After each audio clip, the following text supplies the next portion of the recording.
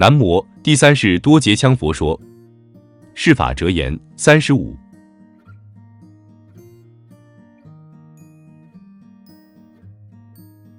得之于福，皆有苦患；成之业绩，必当奋取。奋之入苦，苦之出福。苦兮由福兮，了了如是耳。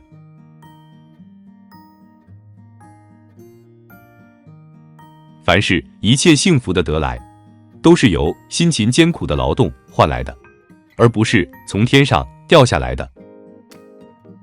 凡是要成就自己的事业，必须应当勤奋的去争取。要勤奋争取，自然就有劳累和辛苦，甚至于有打击和痛苦。但只要你不退步，继续前进，继续向自己奋斗的方向，克服一切困难去争取，虽然苦了，最后取得的目的出的成果毕竟是幸福。因此古人有一句话叫苦兮由福兮，苦过以后自然会出福，了了如是耳。就是说分分明明没有因果之错谬，必须经过自己辛苦的勤劳，最后才能换来幸福。